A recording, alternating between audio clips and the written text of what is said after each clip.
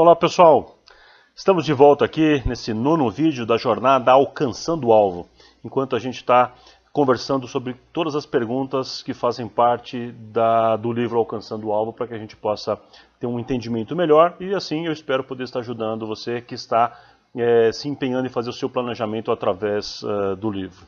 Bom, o que eu quero falar hoje com vocês inicia a parte 2 do livro. Essa parte 2, ela vai falar agora sobre a abertura do negócio em si. Então hoje eu queria, na verdade, fazer uma fusão entre as perguntas 12, 13 e 14. A pergunta 12, na verdade, é com relação ao tempo legal de abertura da empresa, que eu sugiro que você procure nos órgãos da prefeitura e etc, para que você encontre da Receita Federal e tal, tudo que você precisa para fazer a abertura e quanto tempo você vai demorar. Mas as perguntas 13 e 14 vão tratar da questão societária, ou seja, você deve ou não ter sócio, por que sim ou por que não, e o que você espera do seu sócio. Eu tenho visto que muita gente abre a empresa e começa a trabalhar com o projeto todo e começa a fazer ele, considerando que vai ter um sócio, porque ele acha ou entende previamente que toda empresa tem que ter um sócio, ou as pessoas que ficam o tempo inteiro pensando somente sozinhas, porque conceitualmente não cogitam a ideia de ter um sócio. Tem gente que tem quase que uma crença interna de que sócio é proibido, eu não posso ter sócio, é muito ruim ter sócio, porque ele tem provavelmente a experiência de algum amigo, algum parente, talvez os pais ou alguém próximo que teve uma experiência muito ruim com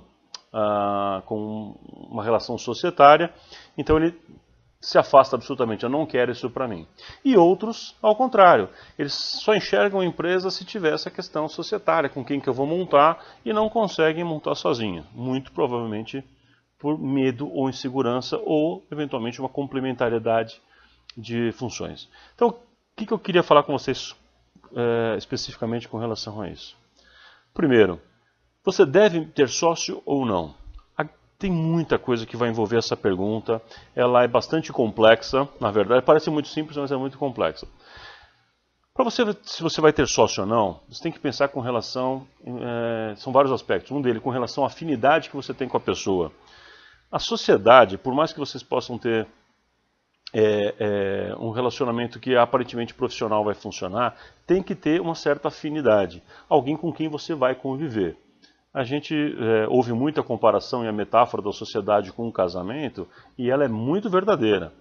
Assim como a gente tem que investir no casamento, investir nesse relacionamento para ele funcionar, da mesma maneira, uma sociedade.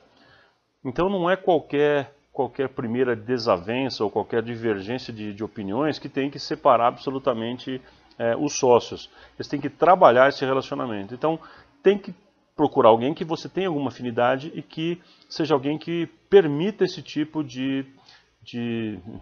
como a gente fala na gíria de DR, de discutir a relação quando for necessário, tá bom? Bom, uma outra coisa que eu recomendo é só tenha sócios se realmente você tem uma complementariedade necessária. Por exemplo, uma pessoa vai fazer a coordenação, a direção clínica da produção, ou seja, ele não só vai ser talvez o próprio profissional, o dentista, ou seja, quem for que vai executar alguma coisa, o médico que vai executar alguma coisa, mas que ele vai ser talvez um coordenador geral. É a pessoa que vai dar o tom, que vai chamar as metas, que conversa tecnicamente com a equipe. Então, se a clínica é médica, que seja um médico que vai ser o coordenador e orientador, supervisor dos outros médicos, se for dentista, que seja um dentista, e assim por diante. Então, uma pessoa pode fazer uma função como essa. E a outra, por exemplo, pode ser a pessoa que vai cuidar da parte financeira, da parte administrativa, da parte legal, da gestão de pessoas, ou sei lá o que for. Se existe uma divisão clara das funções, e pessoas com expertises específicas, com know-how específico, com experiências que possam ser acumuladas e que valham a pena, aí sim eu acho que a sociedade é muito rica.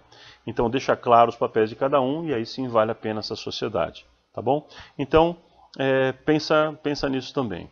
Uma questão que eu acho importante e que está numa dessas perguntas é assim, o que eu espero do meu sócio? Então vem aqui, pessoal, presta atenção nisso. É uma recomendação que está no livro que eu vou fazer para você aqui agora. Se você tem um sócio, não importa se você já tem, se você está assistindo esse vídeo e você já tem um sócio, minha sugestão é, senta com essa pessoa, marca um dia uma conversa, fala assim, ó, vamos tomar um café aqui, vamos fazer um bate-papo aqui só nós, tá bom? E essa reflexão, principalmente para quem está abrindo a empresa, que é o caso do livro, mas essa reflexão vale sempre. A reflexão é a seguinte, perguntar para a pessoa, fulano, o que você espera de mim enquanto sócio? Por que você quis ter um sócio e por que eu? E você também vai abrir seu coração e vai falar esse tipo de coisa. O que você espera do seu sócio? Sabe por que isso? Porque muitas vezes, eu já observei, que você montou uma sociedade esperando que aquela pessoa fosse contribuir com ideias, com criação e com alguma coisa assim, e essa pessoa na verdade é muito operacional. E já viu o oposto? Alguém que pegou um sócio, achando que o sócio ia ser aquela pessoa que ia executar, que ia fazer uma ação na rua, que vai fazer parcerias, que ia ligar para os contatos, e na verdade ele é uma pessoa muito mais de planejamento. O seu domínio mental, intelectual, é muito mais no planejamento do que numa execução.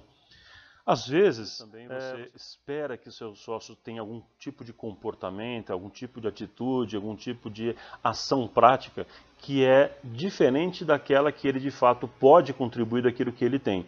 E muitas vezes ele também pode estar com essa percepção com relação a você. Isso gera frustração, essa quebra da expectativa, e essa frustração, essa coisa negativa pode atrapalhar demais essa relação. Então é muito importante.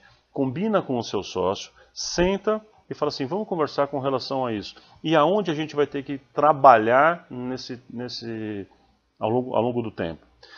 Outra coisa, já começa a decidir desde já como é que vocês vão fazer quando houver algum tipo de divergência. Existe uma questão muito importante chamada governança corporativa, que é um modelo de tomada de decisão que toda empresa tem que ter. Quanto mais sócios ela vai tendo, mais isso vai ficando complexo. Né? Então, por exemplo, você pode fazer assim, um sócio vai ficar responsável vamos supor que sejam 3 sócios, um por uma área clínica, o outro vai ficar responsável pela área comercial, de marketing, da imagem, da marca, e o terceiro com a parte administrativa e financeira, por exemplo. Pode ser que essa pessoa, que é o sócio administrativo financeiro, não seja clínico, ou seja, ele nem vai atuar clinicamente. Como é que faz então? Então este modelo tem que ser pensado, da tomada de decisão, da divisão de lucro e tudo mais. Isso é extremamente importante, esse modelo de governança. Mais para frente a gente até vai voltar sobre esse assunto, mas a grande questão aqui que eu quero sugerir é que assim, a tomada de decisão, vocês poderiam, por exemplo, isso não é uma solução universal, mas poderiam, por exemplo, propor que até, sei lá, R$3.000, até R$5.000, cada diretoria pode tomar a decisão sozinho sem necessariamente consultar os outros dois, desde que esteja dentro de um planejamento estratégico, que é o caso do livro que a gente está fazendo aqui e você vai fazer até o final. Então, se está dentro desse projeto, dentro desse planejamento, vocês vão fazer uma reunião entre a diretoria, entre os 3 sócios, por exemplo, uma vez por semana, para saber como é que está andando, e dentro daquilo, cada um dos diretores, cada um dos sócios tem suas metas, tem suas responsabilidades. Então você pode, por exemplo, atribuir uma alçada de R$3.000 para que cada um possa tomar as decisões do dia a dia, comprar coisas ou fazer negociações sem que precise prestar conta um ao outro. Eu estou dando, na verdade, mais um exemplo do que isso significa, que governança corporativa é um assunto totalmente interligado com essa decisão societária. Tá? Então, assim, quantos negócios que você já deve ter visto, eu já vi vários, que não foram para frente, excelentes ideias, oportunidades, negócios até funcionando, que não deram certo porque os sócios brigavam, eles tinham uma divergência muito grande de conduta, e uma frustração seguida da outra gera um divórcio bem difícil entre os sócios. Então, minha sugestão é essa, tá? Outra coisinha separa a vida pessoal da vida profissional, tá bom? Eu sei que isso muitas vezes não é tão simples, mas assim, no momento em que vocês são sócios e estão cuidando daquela empresa, procurem ser dedicados àquilo. E uma dica importantíssima, se houver cônjuge, ou seja, o seu e o do seu sócio, dos seus sócios, façam, olha para cá, façam um pacto. Cônjuges não se intrometem. Muito importante. Eu acho muito legal isso. A minha esposa, por exemplo, tem uma clínica já não sei mais quanto, 15, 20 anos já, com uma sócia. Desde que elas foram montar essa clínica médica, elas combinaram isso. Eu e o marido da outra sócia também fizemos esse pacto juntos na primeira reunião e falamos, eu e ele é industrial, também alguém que conhece bem o assunto de gestão, nós combinamos, eu e ele só vamos palpitar ou só vamos dar alguma sugestão ou recomendação somente se ambas concordarem em consultar-nos. Senão, as decisões seriam delas, o que elas fariam seriam elas que iriam tomar a decisão. Por quê?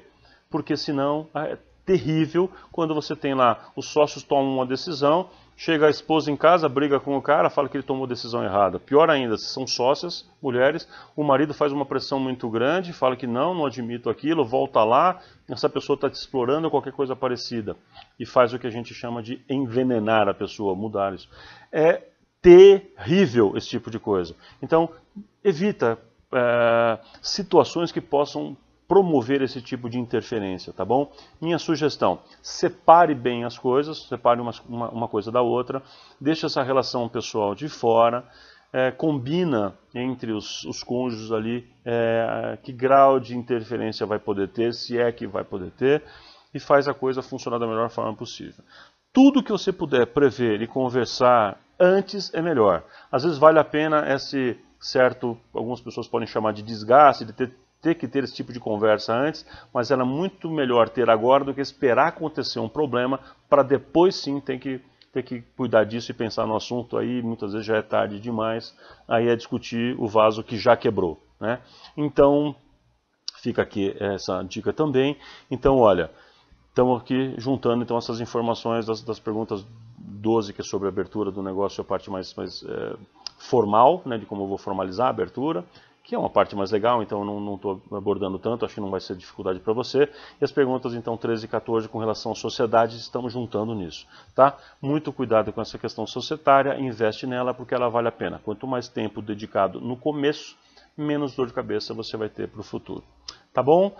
Foi um prazer estar com você de novo. A gente vai acompanhando aqui, desculpa, e a gente se vê então no próximo vídeo. Grande abraço, sucesso!